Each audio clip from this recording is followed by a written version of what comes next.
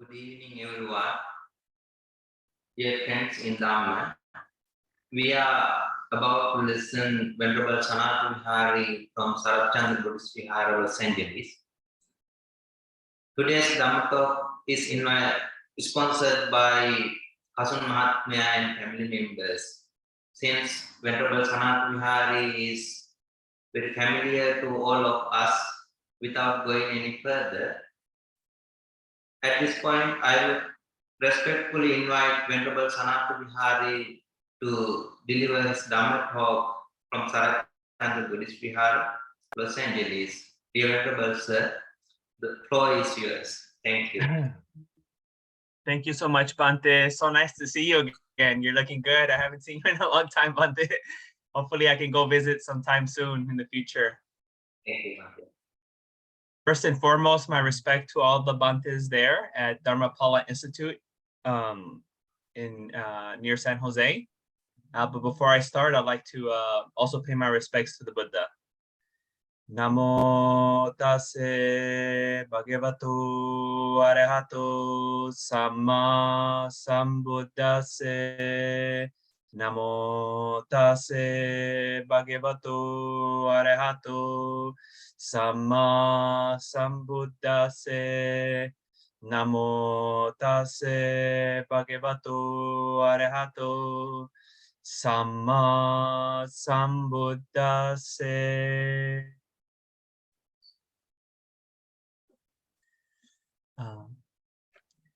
I would like to request, if some of you are okay with turning on your cameras, to turn on your cameras. That always makes it easier to talk to an audience than to talk to a blank screen, right? You know, some of you that have been on Zoom for the last year, or maybe your kids were on Zoom, you know that their teachers always ask the kids to turn on their cameras at home and stuff. It just makes it easier, you know? You can, a conversation requires feedback, and there's no better feedback than to see someone's face. So if that is at all possible, I would like that for you to turn on your cameras. But if not, maybe next time you'll feel a little bit more braver. So today I wanted to talk about the Samma Sambuddha, especially our Samma Sambuddha, our Samma Sambuddha Gotama. You know, I've been teaching Dhamma school here at Sarabchandra Buddhist Center for the last 7 years. And I've noticed something very interesting. I tend to ask the kids, even the adults, when I go around, you know, tell me the story of the Buddha. Tell me the story of the Buddha. I want you to think at home, okay? If I were to ask you to tell me the story of the Buddha, what would you tell me? Just think about it. What's the first thing that comes to mind? Or if I were to tell you this, you know, tell me about the Buddha's birth. Tell me about the Buddha's birth story. What story would you tell me?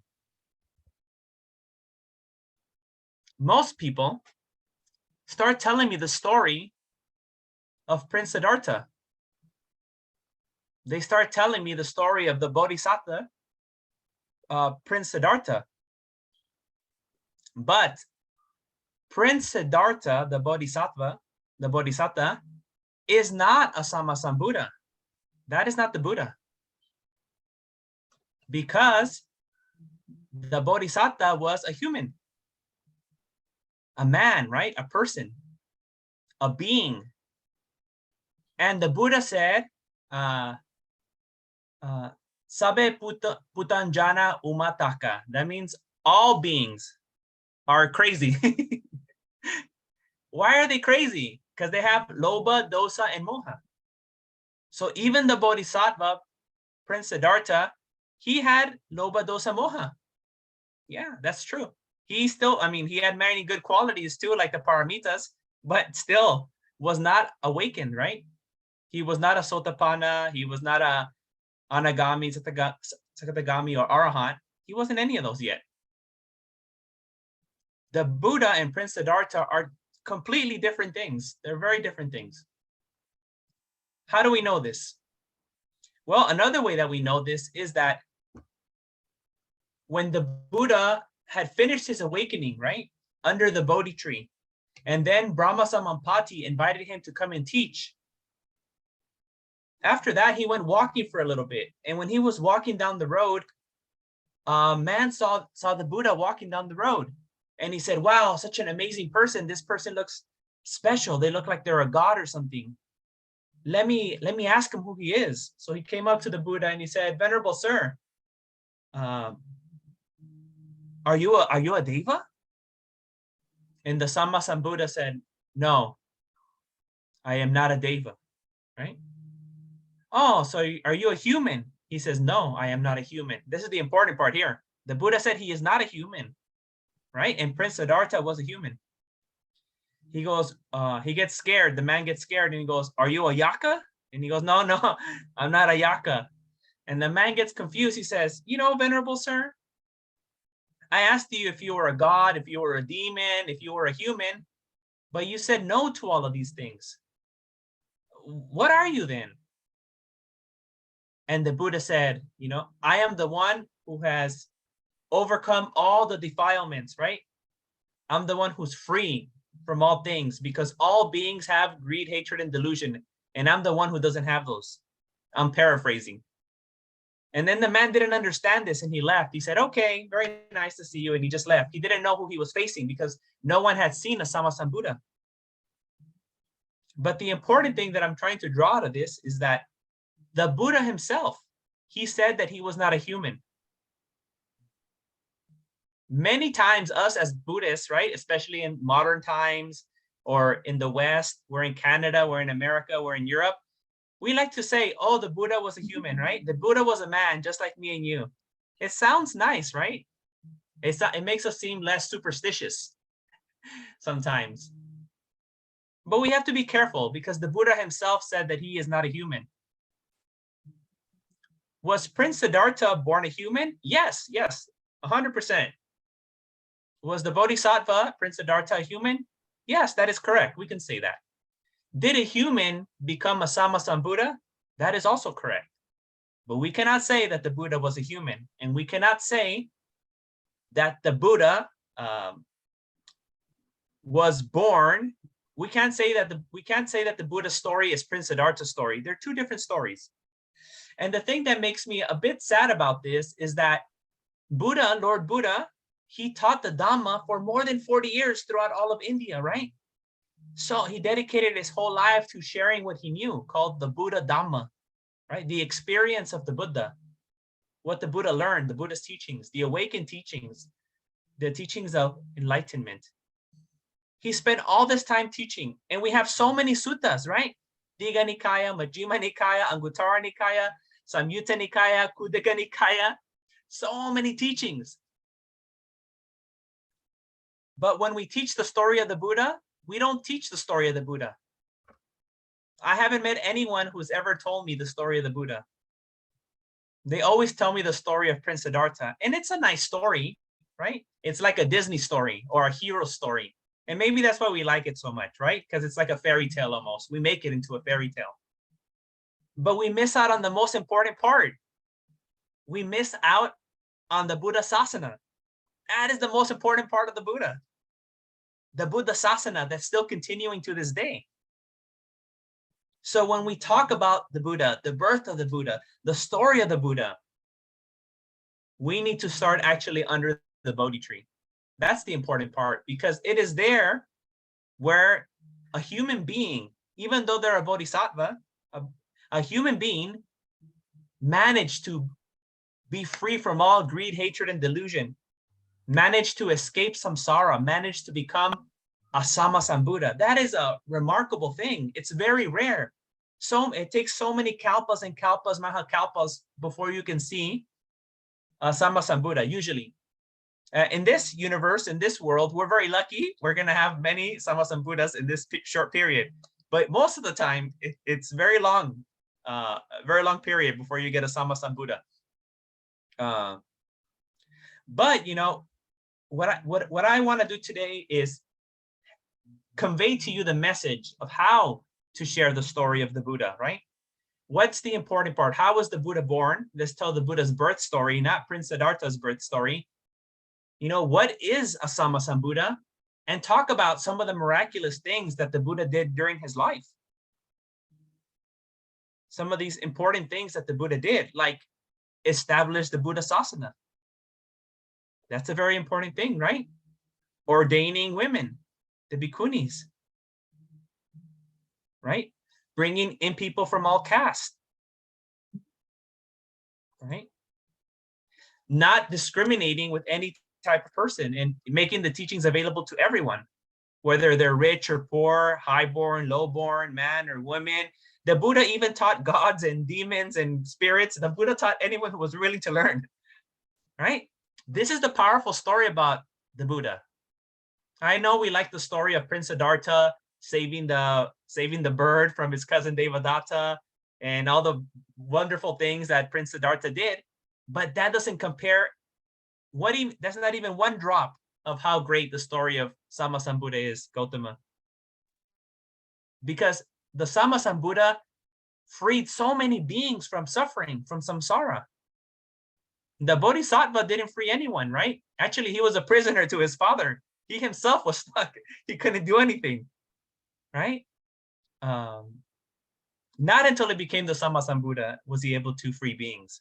So let's tell the story. Let's learn how to talk about the story of the birth and the life or the teachings of the Buddha, instead of focusing on the story of Prince Siddhartha. So first, we need to understand what happened under the Bodhi tree, right?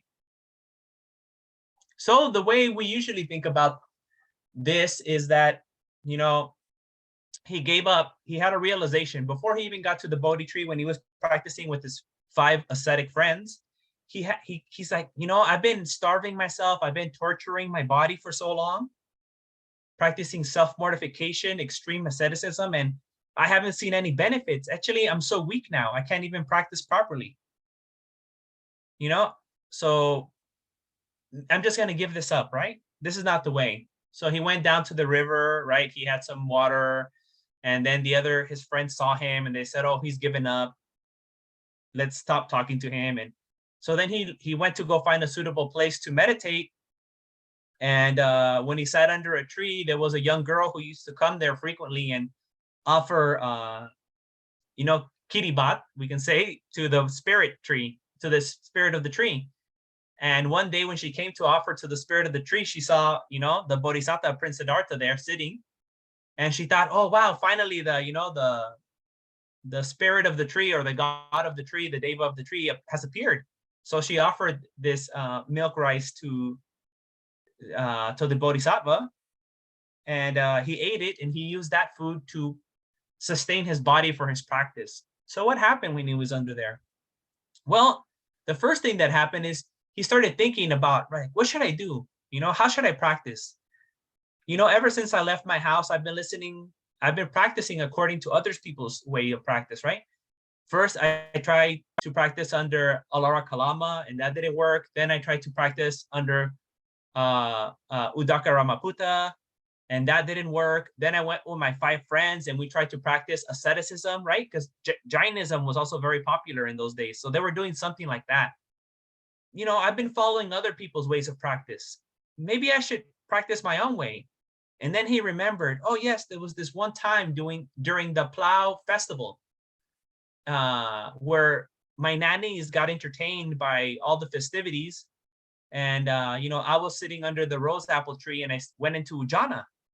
Maybe I should practice this way. You know, my whole time I've been practicing, I was scared of sukha.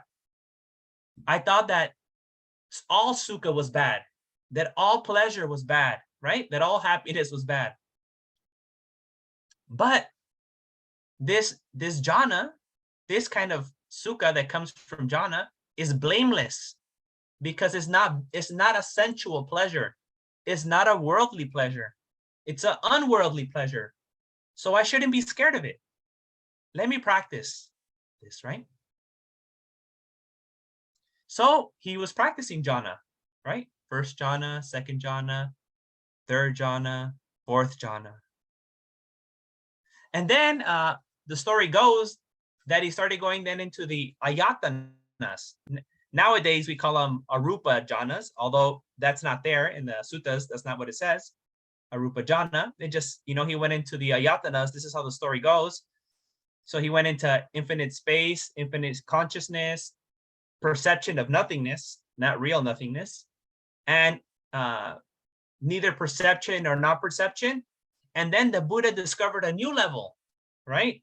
Neither feeling nor perception, right? And sometimes we get confused. We think that this is nirvana, but that's not nirvana actually.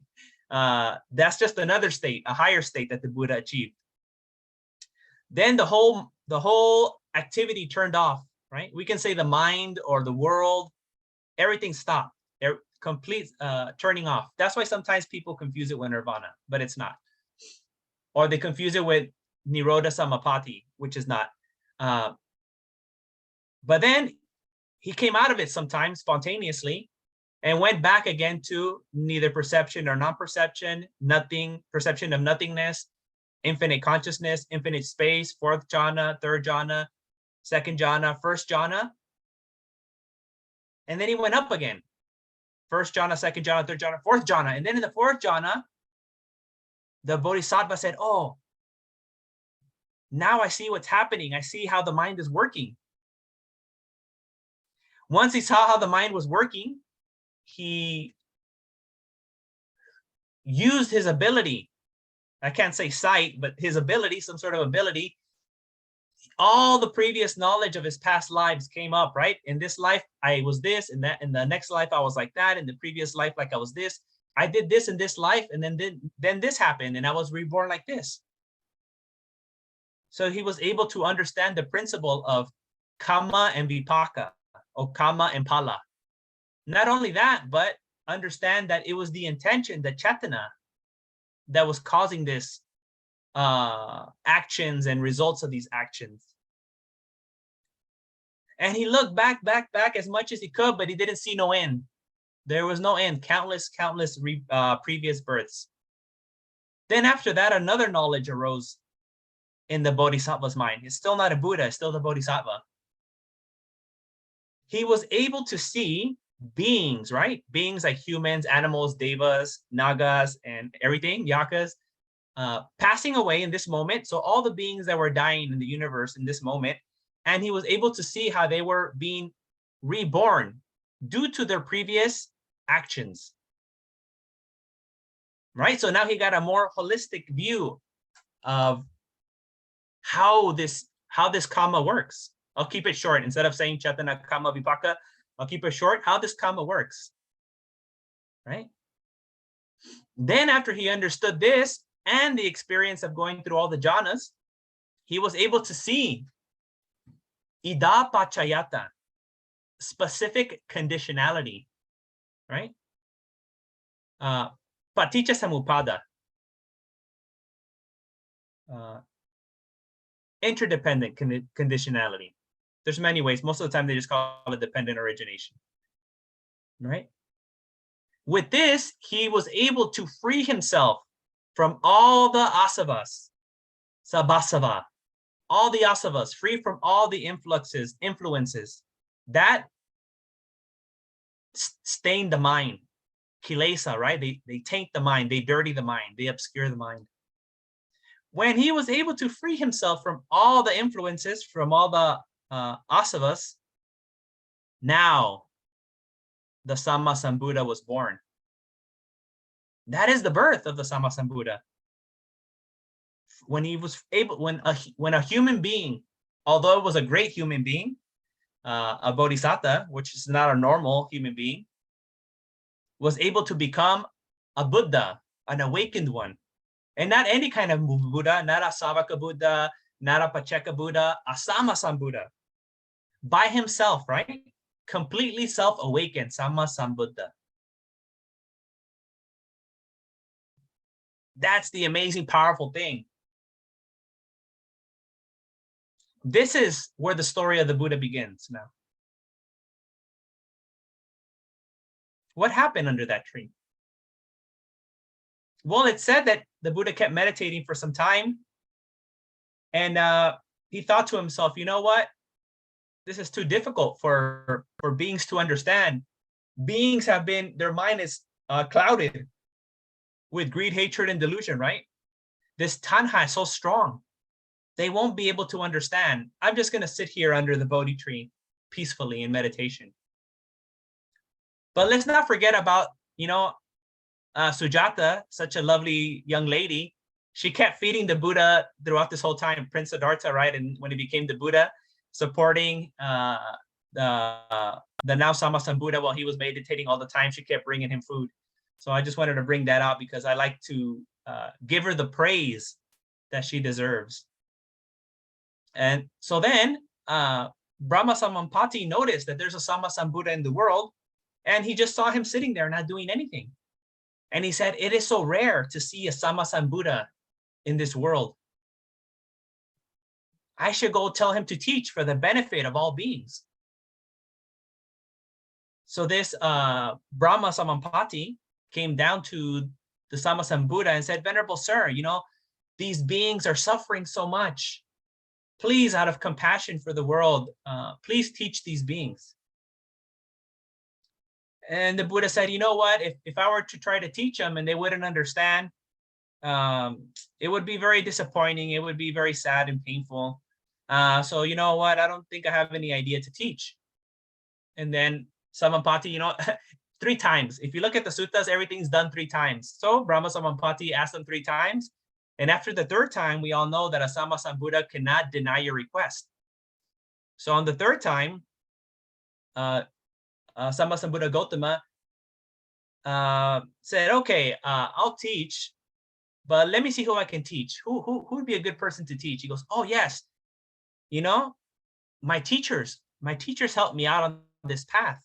So maybe it's the proper thing to do is to teach my teachers. They're very advanced meditators. They have a lot of wisdom. Maybe it'd be easy to teach them. But then some devas came and they said, no, both of your teachers, Alara Kalama and Udaka Ramaputta, they already died.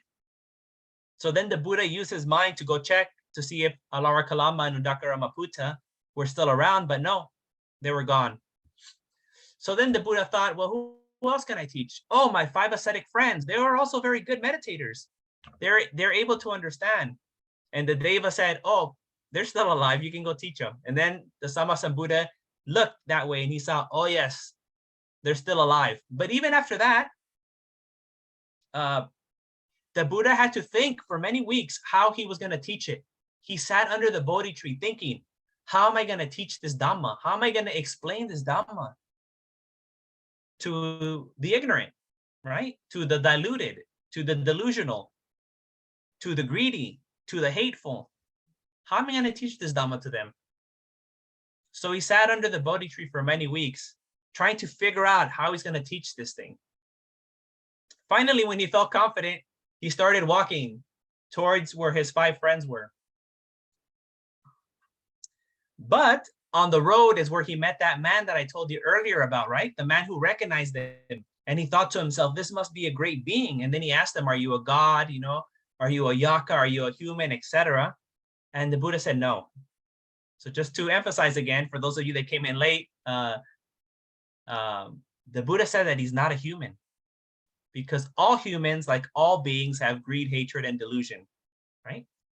So we cannot say that the Buddha was a human being, just like you and me.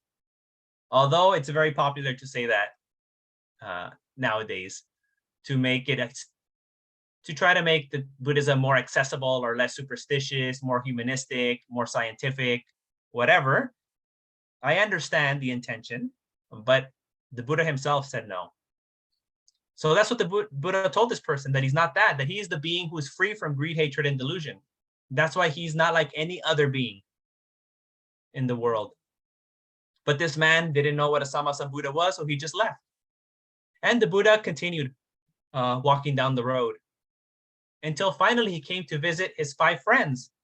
And the 5 friends looked at him, and we all know, they said, oh, let's not talk to Gotama. The ascetic Gautama gives up. He lives in luxury. Let's not let him even sit with us. And as he got closer, they said, okay, he can sit. They prepared a seat for him. And they told him, what have you been doing? And the Samma Sambuddha said, well, now I'm free of all greed, hatred, and delusion. I am the Samma Sambuddha. And they said, how can you say that? You're living luxuriously now. And the Buddha said, no, don't say that. the Buddha is living luxuriously. Have I ever told you that I was free from any of these defilements? Did I ever tell you that I was awakened, enlightened? And the 5 friends said, no, you've never said anything like that. So then the Buddha said, okay, give me the benefit of the doubt. I'm going to teach you what I learned. And then you'll find out for yourself. This teaching is called the Dhammacakkappavattana Sutta, right? Dhammacakkappavattana Sutta. Setting in motion the wheel of Dhamma, right? Beginning the teaching of Dhamma. What did he teach there in this Dhammacakkappavattana Sutta? The 4 noble truths, right? How did he teach these 4 noble truths? Well, we forget that there's the 4 noble truths are not something that you believe in, right? It's not like, oh yes, I believe in the 4 noble truths. And it's not even something to intellectually stimulate you or to get you to understand something cognitively. If we look past halfway of the sutta, we see that the Buddha divides these 4 noble truths into 12 parts. Each noble truth has 3 parts to it. First one, there is suffering, right? Suffering is to be understood, and suffering has been completely understood, right? So the first noble truth is just not to know there's dukkha, but you have to start understanding dukkha and have completely understood dukkha, right? So we got like these 3 assignments or 3 exercises, right? Or homework that the Buddha gives us to do with the 4 noble truths. Most of us think that we just have to know, dukkha, the cause of dukkha, freedom from dukkha, and the path that leads away from dukkha, right? Like dukkha, samudaya, nirodha, magga. I just have to know these things and believe in them or memorize them, and that's good enough. No, actually, dukkha is to be understood. You should be trying to understand dukkha once you learn about dukkha and completely understanding it. Then there's tanha, samudaya, the cause, right? Desire. This is to be eliminated and has been completely eliminated, right? So in our lives, we need to recognize this cause of our suffering, this samudaya, this tanha, and work on eliminating it and have completely eliminated it. Then we have the 3rd noble truth, right? Nirodha, or we can say nibbana also, freedom from suffering, the cessation of suffering, the cessation of the causes of suffering. This is to be realized and has been realized, right? So nirvana isn't just something that we have to believe in, it's something that we need to try to realize and also to completely realize, which means to become a Buddha, an Arahant Buddha, a Savaka Buddha. Then we have magga. Magga is to be developed and has been completely developed. So we can break it, I'm gonna break it down like this. So first we need to understand dukkha. We need to understand the cause of dukkha, which is tanha, and it's broken into 3 parts. We need to understand that there's freedom from dukkha and its causes, which is nirodha or nirvana, we can say. And then the path, the noble eightfold path, magga, right? So we understand these. And then the second part to all these 4 noble truths is that we need to work on achieving these things or realizing these things, right? We need to work on understanding dukkha. We need to work on eliminating tanha. We need to work on realizing nibbana. And we need to work on developing the noble eightfold path. And then if we do this, we will get the prize, which is freedom from all suffering, freedom from greed, hatred, and delusion, which is fully understanding dukkha, completely eliminating tanha, completely realizing awakening, nibbana, bodhi, and completely develop the noble eightfold path, which then at that time is tenfold path. You get 10 more. So we talk about the eightfold path for non-awakened beings, and then there's the tenfold path for those awakened beings like stream enter, once returner, non-returner, and arahant. Once you start going into the awakening levels, then there's 2 more steps, or they're results of the other 8 steps. So after he said this, after he taught this, and he taught it for many days, it wasn't easy for his 5 friends to understand this. Although in the Pavatana Sutta, it seems like it happened right away. No, actually, Gautama Buddha was teaching this for many days. And then during this time, his friend Kondanya, he understood, right? He got some level of awakening. He still hadn't become arahant. He got some level of awakening, and after that, he was called Anya Kondanya. Anya means knowing, right? And then Kondanya was his name. So Kondanya who knows, Anya Kondanya. And he was the first one to understand the teachings of the Buddha. So this is another remarkable event in the life of the Buddha, right? The Buddha was able to teach someone, a normal person who is covered by greed, hatred, and delusion, how to be free from greed and hatred and delusion. He was able to teach them how to be free from death, free from birth, free from samsara, free from dukkha, all these things, right? What a remarkable thing. It's such a rare thing. This is a greater act than anything that Prince Siddhartha did in his life. Nothing that Prince Siddhartha did in his life can compare to helping someone reach a level of awakening. Nothing like that. So far we have two great events in just the first couple of weeks of the birth of the Buddha under the Bodhi tree. The Buddha himself, Samma Sambuddha, becoming fully awakened, going from a human being to a Samma Sambuddha. And then we have this Samma Sambuddha being able to teach someone how to be free. So then after that, the Buddha goes on to teach him another one called the Anatalakkhana Sutta, right? About non-self. And he teaches them about the Panchakanda. Because in the first Dhammacakkappavattana Sutta, although I didn't talk about it because it's just a short line, the Buddha goes over the different kinds of dukkha. But he says in brief, the cause of our suffering is the Panchopadana Kanda. Pancha, 5, Kanda, right? The 5 aggregates, which is form or image, rupa. Then we have feeling, vedana. Then perception or sensation, depending how you want to translate it, sanya. Then we have sankhara, which is very complicated to explain. And then we have vijnana. Vijnana is usually translated as consciousness, or we can say stream of awareness or stream of mind, however you want to talk about that.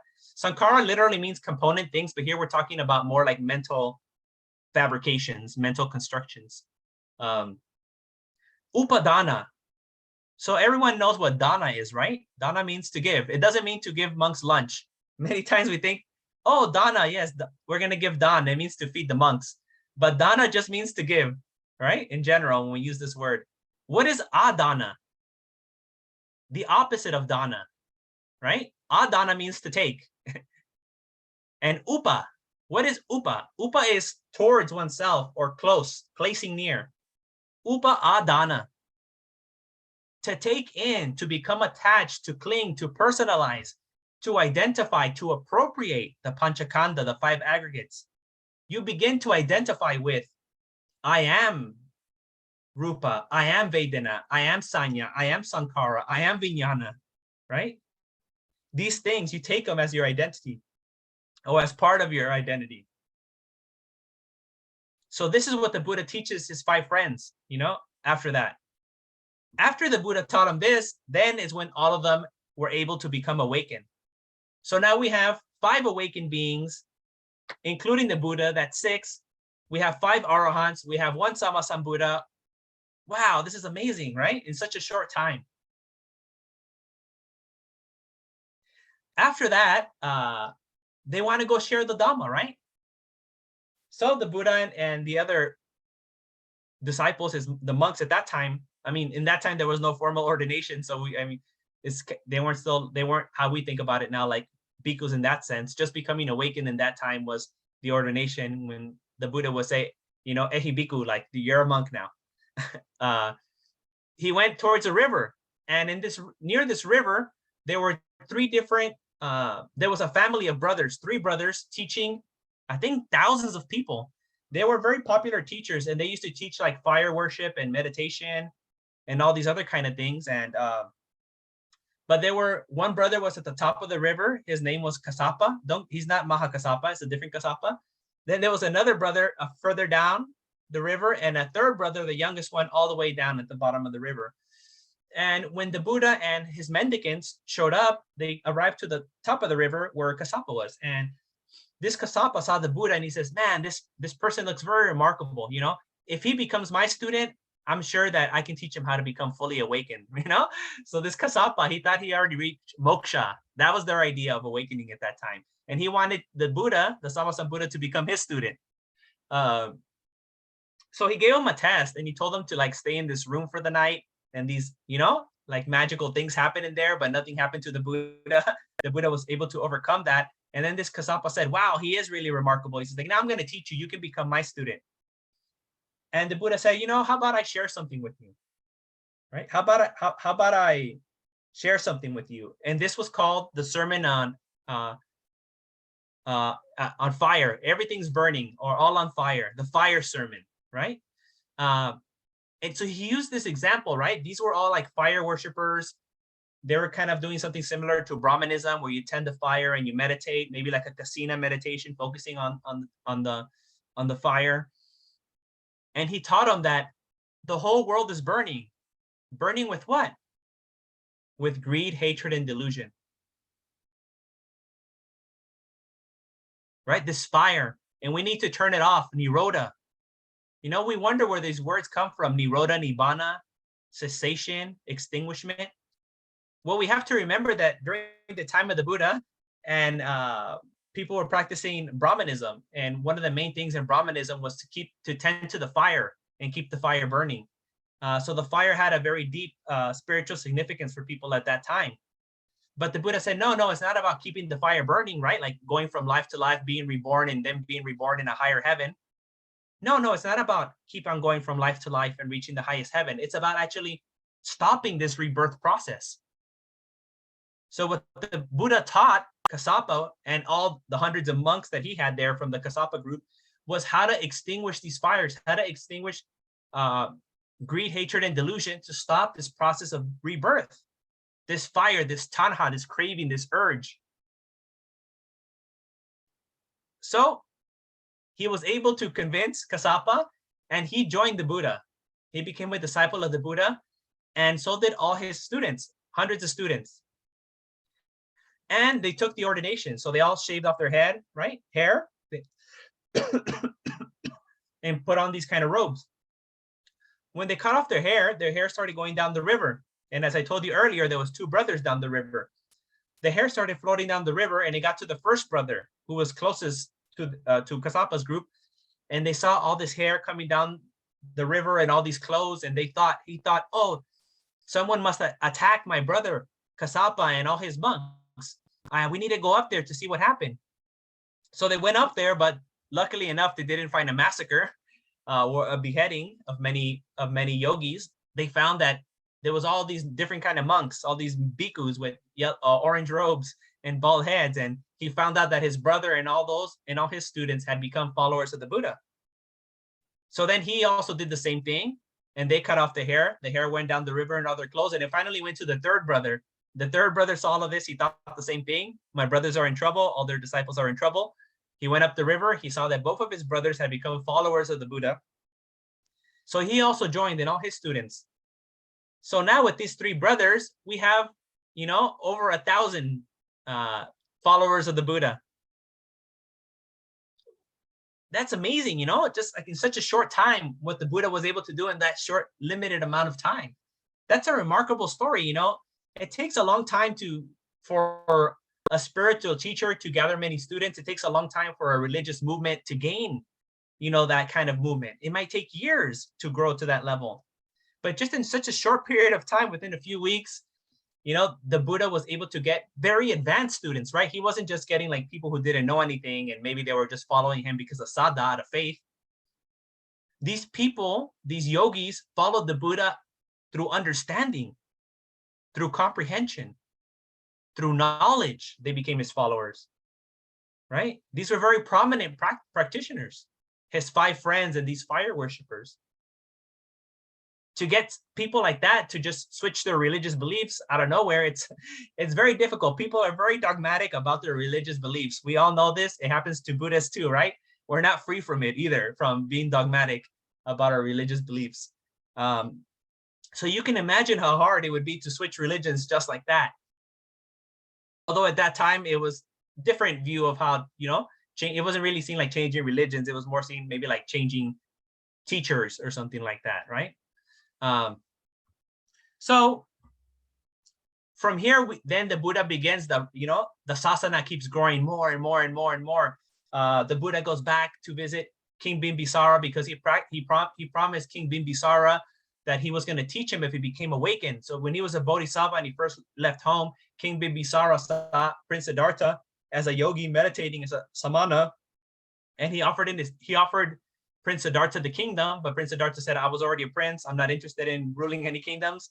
I'm going to take off. And King Bimbisara said, well, make me a promise then. If you become awakened, if you reach any kind of knowledge or liberation, you'll come back and you'll teach me.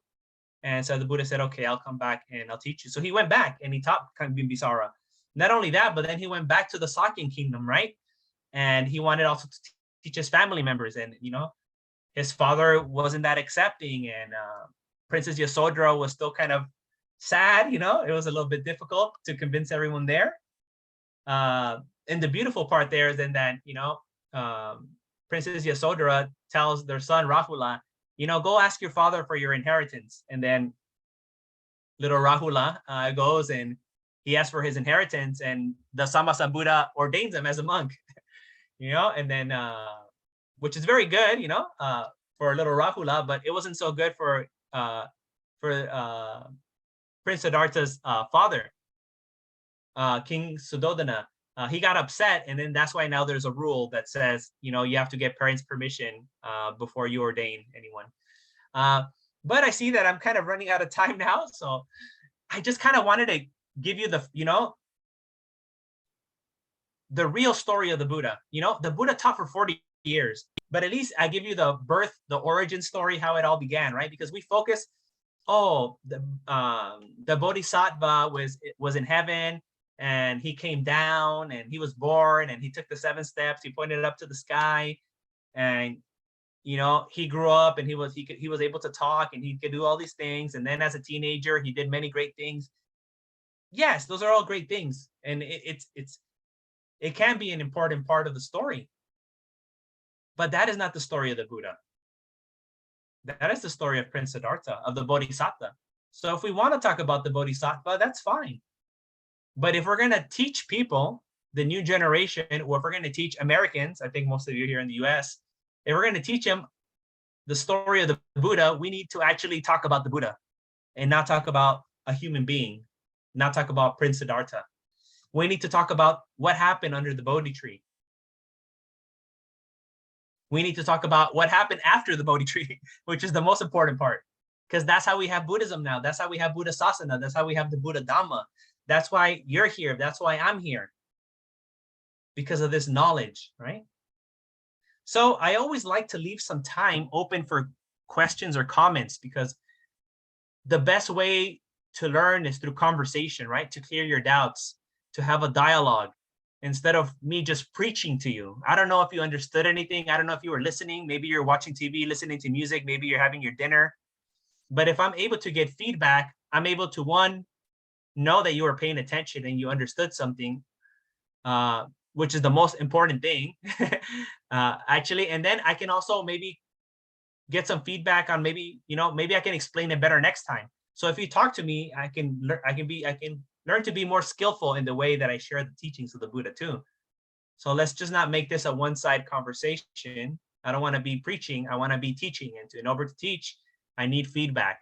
So now I would like to invite anyone who would like to ask a question or give a comment to do so at this time.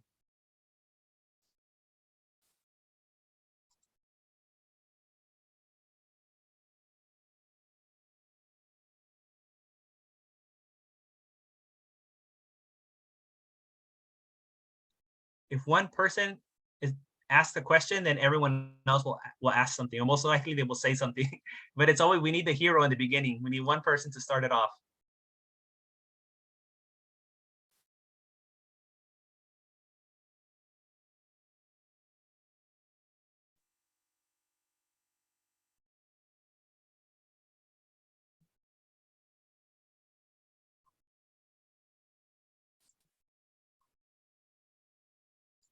Oh, so everyone here is like Anya Kondaña now, right? Everyone's awakened? I think that's what happened. Everyone must be a Sotapanna at least. No questions.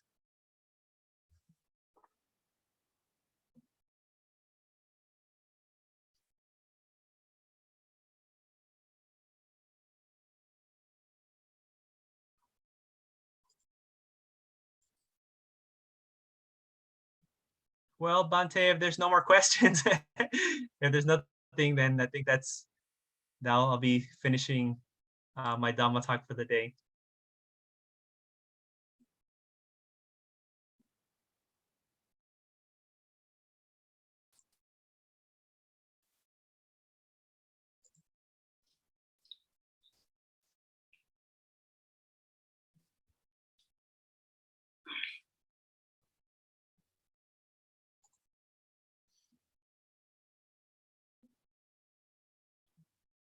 Dear Venerable Sir, at this minute I am not going to add any more adjectives to your name. We have heard lots of things, big words from many people. So at this moment I want to say thank you for being busy. And I know your schedule, your audience is getting bigger and bigger, wider and wider. You are doing some services and conducting seminars now almost all North American countries. So we are proud of you. Thank you, Bante. We are proud of you. And at this minute, I'm pleased to see that you dedicated your invaluable 1 hour for us and giving us to listen to a wonderful Dhamma talk and also giving us a good question. What is the question? Was I never heard from anybody real Buddha's story. Mhm. It is something that we need to take into our mind when we explain the Buddha's story to the children especially. So thank you very much for that, giving us that opportunity and offering that wider thing to us. Being a monk, you dedicate your whole time to service the Buddha and to dedicate Dhamma, spread Dhamma. And today also you did the same thing. You know, the dedication and the commitment towards the Dhamma generate positive energy. So may all these positive energy that we acquire be a great blessing to you to gain your all services succeed and also to have good health, enjoy the life without any trouble. May the Buddha, Dhamma and Sangha bless you. May all the guardian deities bless you. Thank you very much. Sadhu, sadhu. Thank you so much, Bante. Yeah.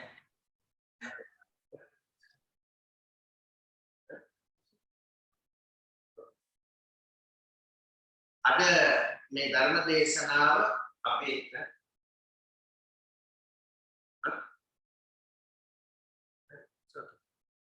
අද මේ ධර්ම දේශනාව අපේ කසුන් මහත්මයා ශේකල් වල ඉඳලා අපි ඔබ හැම වෙනුවෙන් මේ දායකත්වය අරගෙන ධර්ම දේශනාව ස්පොන්සර් කරන්නට යෙදුනේ.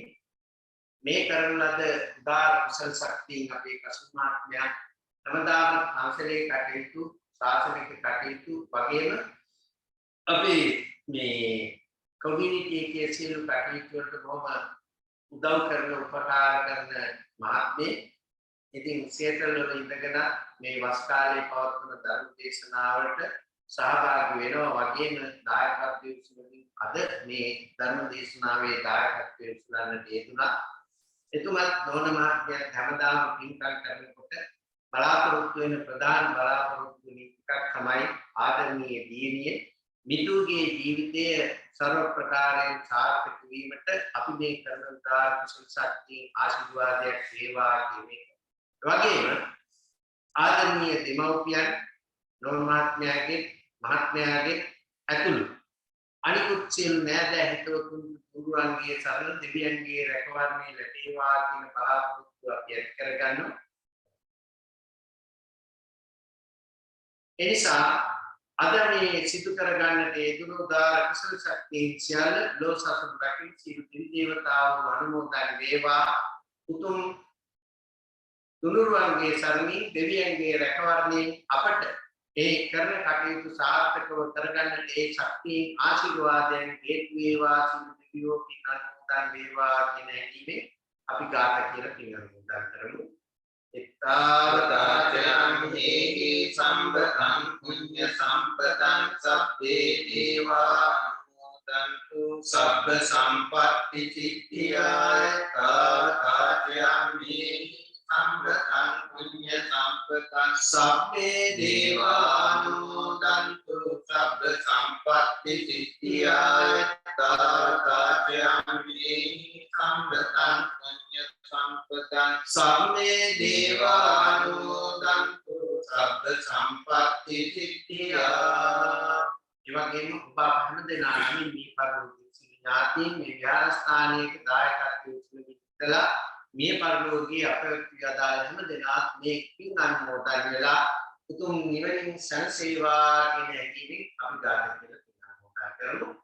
ඉදං හෝ ඥාතීනං හෝතු සුඛිතාං පුඤ්ඤාතයෝ. ඉදං හෝ ඥාතීනං හෝතු සුඛිතාං පුඤ්ඤාතයෝ. ඉදං හෝ ඥාතීනං හෝතු සුඛිතාං පුඤ්ඤාතයෝ.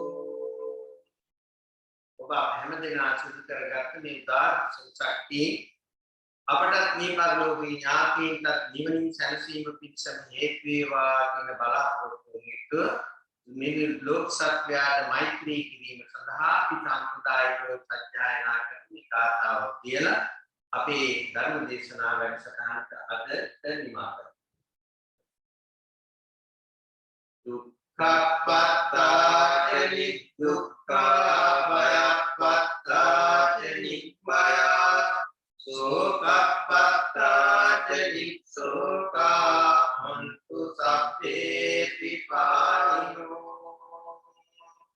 මදිනාට දෙවොත්